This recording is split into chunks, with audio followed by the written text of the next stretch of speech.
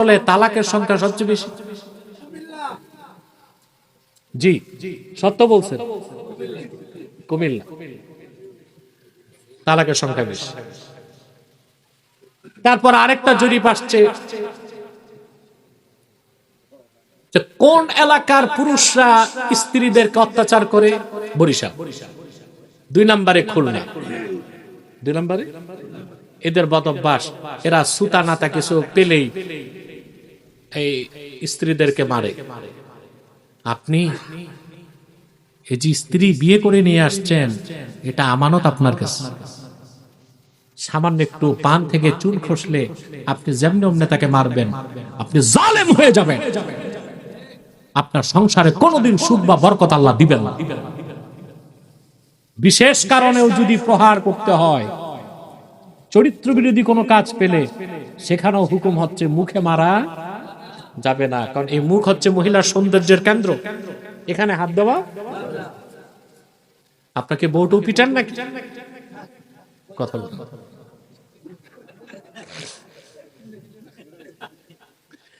আল্লাহর হাবিব ইরশাদ করেছেন, মা আকরামান নিসা ইল্লা কারীম ওয়া মা আহানাহা ইল্লা লাঈন। আমার উম্মতের মধ্যে যারা পরামর্শহীনচু, উন্নত চরিত্রের ধারক, তারা স্ত্রীদেরকে সম্মান করে। আর নিন্দিত কমিনা দুশ্চরিত্রের লোক স্ত্রীদেরকে অপমান করে। মনে থাকবে এটা? দুই দিকেই বললাম। মহিলাদের সম্মান করতে হবে স্বামীকে, আর স্বামী ভালোবাসার বন্ধনে স্ত্রীকে ধরে রাখবে। পারবেন না ইনশাআল্লাহ? যতটুকু মা বোন নষ্ট হয়েছে, কালচার খারাপ, আর আপনাদের কিছু দোষ আছে। আপনারা প্রবাসী বেশি, ঠিক না? কুমিল্লা তালাক বেশি কেন? প্রবাসী বেশি। তো দেখা যায় বিয়ে করে 3 দিন পর গেছে সিঙ্গাপুর, 7 বছর আর আসে না। কথা বলে স্ত্রীকে পাঠায় দিচ্ছে একটা আইফোন স্মার্ট, ওখানে ফেসবুক আছে, সব আছে। একটা যুবতী মেয়েকে একটা স্মার্টফোন দিয়ে দেওয়া, কয়েকটা শয়তান তার সাথে নিয়োজিত করা, এক কথা। তারপর ব্যাংকের অ্যাকাউন্ট মায়ের নামেও না, নিজের নামেও না, এটা বউয়ের নামে। আর বউ থাকে ফ্ল্যাট নিয়ে কুমিল্লা শহরে, মার কাছেও না, শাশুড়ির কাছেও না। তো ওইটা শয়তানি করবে না তো কি হবে? বছর 7 পর বিদেশ থেকে যুবক এসে দেখে, হায় হায় সর্বনাশ, ব্যাংকের অ্যাকাউন্টও খালি, ঘরের বিছানাও খালি। এটা আপনাদের সামাজিক বেদি হিসেবে ব্যাপক আকার ধারণ করেছে। আমার পরামর্শ থাকবে যুবক বন্ধুদের কাছে, স্ত্রীকে যতটুকু টাকা দরকার ততটুকু অবশ্যই দিবেন, মাত্রাতিরিক্ত টাকা দিবেন না। 2, আপনার স্ত্রীকে হয় আপনার মায়ের কাছে রাখুন, নয় তার মায়ের কাছে রাখুন। অবাধ স্বাধীনতা তাকে দিবেন না। যেভাবেই হোক আপনি 2 বছর অন্তর অন্তর, নিয়ম তো 6 মাস পর পর, এটা তো সুযোগ নাই, অন্তত 2 বছর পর একবার দেশে আসুন, তার সাথে ফিজিক্যাল রিলেশন মেনটেন করুন। প্রতিদিন তার সাথে একটা সময় করে বিদেশ থেকে কথা বলুন, দেখবেন আপনার স্ত্রী ভালো থাকবে। তাকে দ্বীনি কিতাবপত্র তার হাতে তুলে দিবেন, যেগুলো পড়ো, তুমি দিনে পড়বা, রাতে আমি ফোন দিলে আমাকে শোনাবা।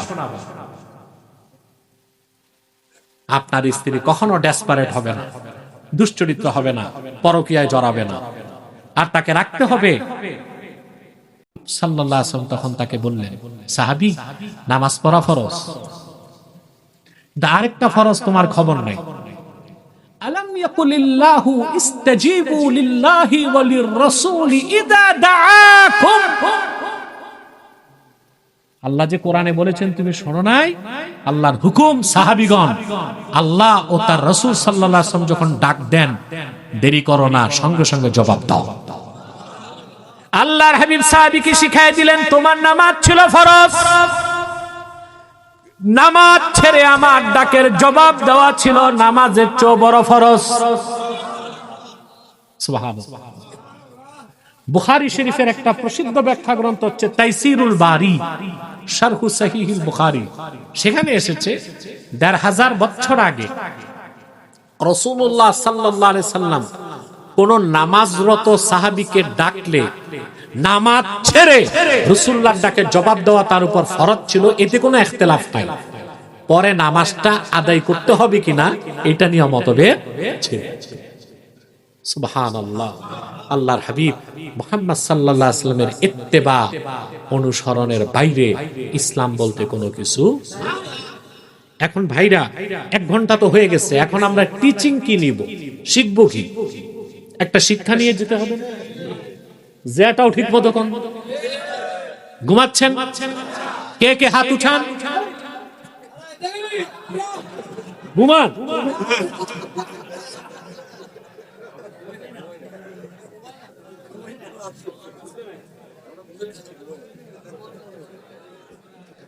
আরে ভাই, এই জন্যই বিশ্বব্যাপী আপনাদের একটা সুখ্যাতি আছে, হুজুগে বাঙালি। বুঝার আগে হাত তুলে, বুঝার আগে হাত তুলে বসে থাকে। আগে বুঝবেন, তারপর হাত উঠাবেন। আর কয়েক মিনিট। এখন আল্লাহ রাসূল সাল্লাল্লাহু আলাইহি ওয়াসাল্লামের ইত্তেবা বা অনুসরণ কিভাবে করব? প্রশ্ন আসে না? এক কথায় জবাব হলো, আল্লাহর আখির নবী নবীজি মুহাম্মদ মুস্তাফা সাল্লাল্লাহু আলাইহি ওয়াসাল্লাম আজ থেকে ১৫০০ বছর আগে ইহকালীন কল্যাণ এবং পরকালীন মুক্তির জন্য যে আদর্শ রেখে গিয়েছেন, যে সুন্নত রেখে গিয়েছেন, জীবনের সকল ক্ষেত্রে সেই আদর্শের, সেই সুন্নতের অনুসরণটাই আল্লাহর রাসূলের অনুসরণ। আর আল্লাহর রাসূলের আনুগত্যটাই আল্লাহর আনুগত্য। বলেন সুবহানাল্লাহ। আল্লাহ বলেছেন, মান ইউতি'ir রাসূলা ফাকাদ আতা আল্লাহ। যে মুহাম্মদ সাল্লাল্লাহু আলাইহি ওয়াসাল্লামের আনুগত্যকে গ্রহণ করলো, সে তো আল্লাহর আনুগত্য গ্রহণ করলো। সুবহানাল্লাহ। তাহলে সবকটা কি? সবক হচ্ছে আল্লাহর হাবিব মুহাম্মদ সাল্লাল্লাহু আলাইহি ওয়াসাল্লামের ভালোবাসা। আল্লাহর ভালোবাসা যতক্ষণ পর্যন্ত অন্তরে জীবনের চেয়ে বেশি না হবে, ততক্ষণ পর্যন্ত মুসলমান হওয়ার সুযোগ নাই। এখন আল্লাহ ও তার রাসূল সাল্লাল্লাহু আলাইহি ওয়াসাল্লামের ভালোবাসা জীবনের চাইতে যে বেশি আছে, তার প্রমাণ কি? সামারা কি? প্রশ্ন আসে না? সামারা হচ্ছে ইন্না সামারাতা ইতাআত মাহাব্বাতিল্লাহি আযজা ওয়া জাল্লা ইমতিসালু আওয়ামিরিহি ওয়া তারকু মা নাহা আনহু। আল্লাহকে জীবনের চাইতে বেশি ভালোবাসি, এটার প্রমাণ দিতে হবে আল্লাহর হুকুমগুলো মানার দ্বারা, নিষেধগুলো ছাড়ার দ্বারা। ওয়া ইন্না সামারাতা মাহাব্বাতি রাসূলিল্লাহি সাল্লাল্লাহু আলাইহি ওয়াসাল্লাম ইত্তিবাউ সুন্নতিহি ওয়া ইলতিজামু শরীআতিহি।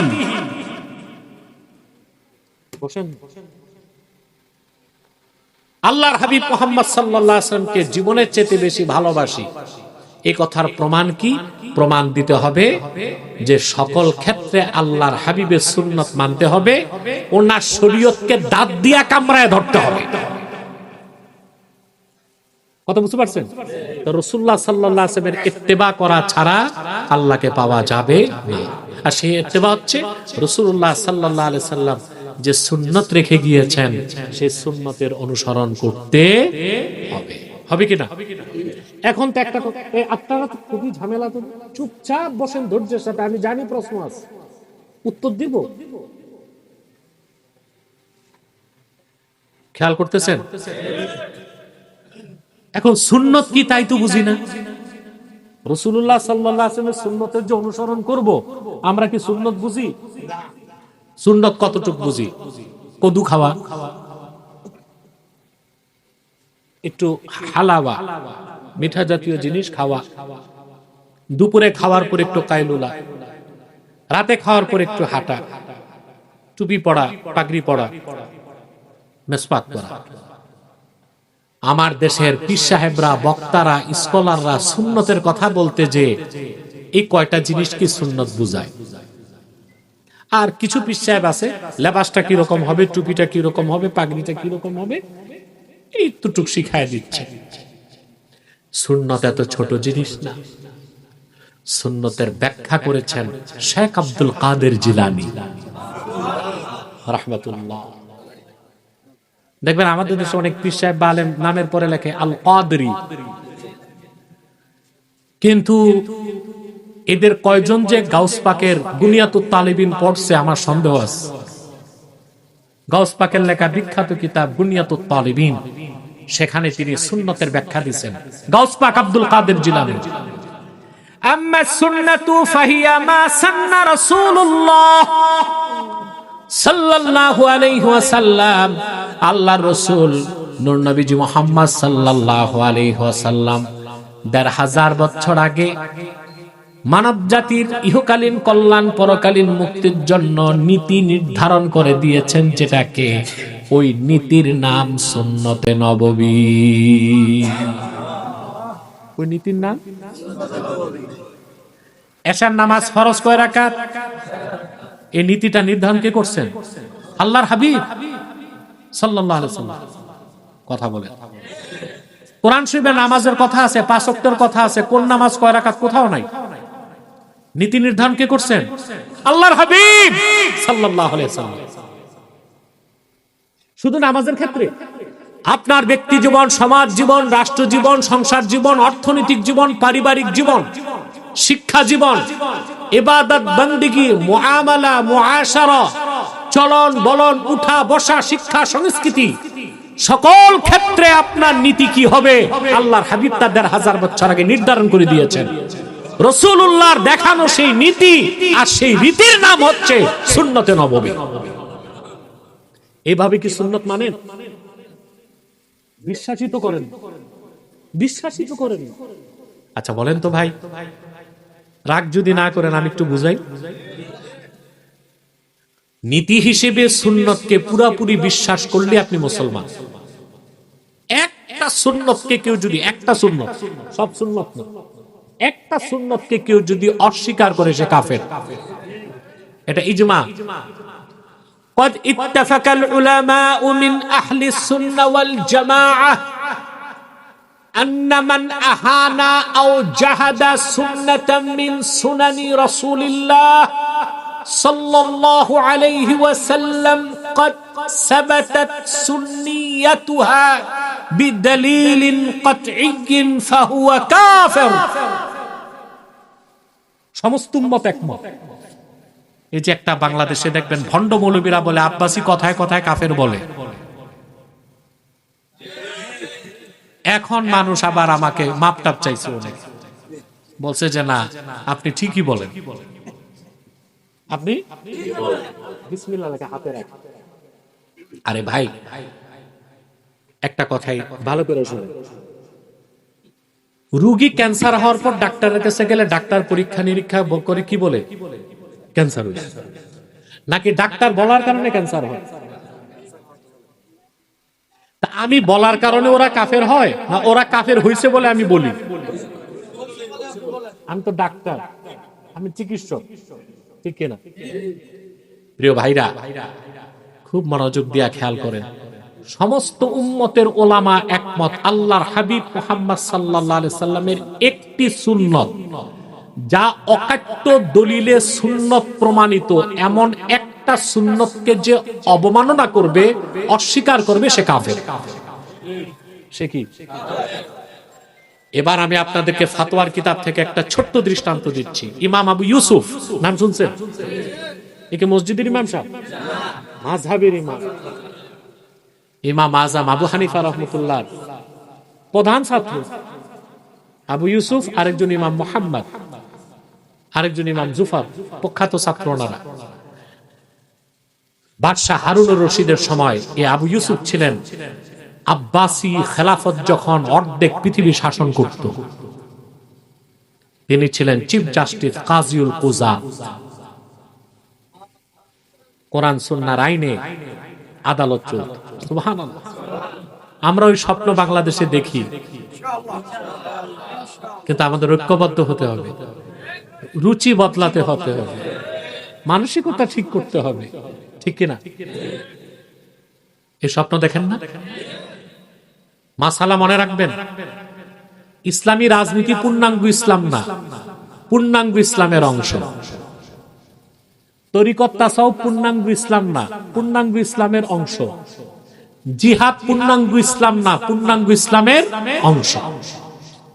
এই ক্ষেত্রে উলামায়ে কেরাম একমত, সিয়াসাতুল ইসলামিয়া জুজউল ইসলাম আল্লাযী লা ইয়াতাজাজ্জাউ, ইসলামী রাজনীতি পূর্ণাঙ্গ ইসলামের অংশ, এটাকে অস্বীকার করার সুযোগ নাই। তবে সেটা হতে হবে খোলাফায়ে রাশিদিনের পদ্ধতিতে।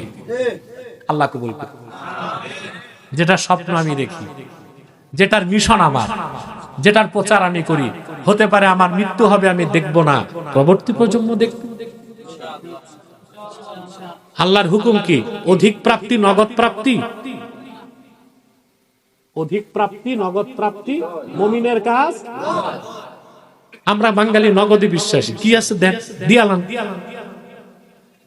আর কোয়ান্টিটি দেখি, কোয়ালিটি দেখি না। তা আমি যে মিশন এই খেলাফার পক্ষে, হতে পারে আমি দেখব না, কিন্তু পরবর্তী প্রজন্ম হয়তো বা তা দেখবে। কিন্তু আমার ন্যারেটিভ, আমার বয়ান, এটা চলবে। কেউ মানো আর কেউ। কথা খেয়াল করতেছেন? আবু ইউসুফ বিচার করতেছেন, বিচার করতে করতে শরিয়া আদালত তো কথা প্রসঙ্গে তিনি বলেছেন, ইন্না রাসূলুল্লাহি সাল্লাল্লাহু আলাইহি ওয়াসাল্লাম কানা ইউহিব্বুদ দুব্বা ফাআনা উহিব্বুদ দুব্বা ফাকালা রাজুলুন লা উহিব্বুদ দুব্বা। আবু ইউসুফ বললেন, আল্লাহ রাসূল সাল্লাল্লাহু আলাইহি সাল্লাম লাউ পছন্দ করতেন, আমিও পছন্দ করি, আমিও করি লাউ। লাউ আপনারা? আমি পছন্দ করি সুন্নত হিসেবে, ঠিক না? কিন্তু আপনারা লাউ খাওয়ার নিয়ম জানেন না। এটা কি চিংড়ি মাছ, লেংড়ি মাছ, শুটকি দিয়ে নষ্ট করেন। লাউ খাওয়া সুন্নত গোশত দিয়ে। কি দিয়ে? পুরাপুরি সুন্নতের সওয়াব পেতে হলে লাউ খাবেন কি দিয়ে? এতে মজাও লাগে, আর অল্প পরিমাণ গোশত ওই লাউ দেবার কারণে অধিক মানুষ খাইতে পারে। এখন থেকে লাউ খাবেন না, শুটকি দিয়া, কি দিয়ে? গোশত দিয়া। আরে ভাই, কোরবানিতে তো গোশত পান, সমস্যা কি? প্রিয় ভাইগণ, কষ্ট হয়ে যাচ্ছে? ফট করে এক যুবক আবু ইউসুফের সামনে বলল, লা উহিব্বুদ দুব্বা, আমি লাউ পছন্দ করি না। লাউ খাওয়া হারাম তাও বলে নাই, লাউ খাওয়া ভালো না তাও বলে নাই, লাউ খাওয়া যাবে না তাও বলে নাই, ব্যক্তিগতভাবে বলছে আমি লাউ পছন্দ করি না। রাসূলুল্লাহ সাল্লাল্লাহু আলাইহি সাল্লাম লাউ পছন্দ করতেন, এটা শোনার পর যে বলছে আমি লাউ পছন্দ করি না, ও মুসলমান থাকতে পারে না। ফাআমারাল ইমামু বিকাতলিহি ফাতাবার রাজুলু ফাওরা। ফাতোয়ার কিতাব সাক্ষী।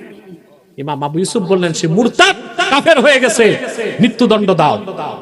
তৎক্ষণাৎ যুবকটি তওবা করলো, তিনি ছেড়ে দিলেন।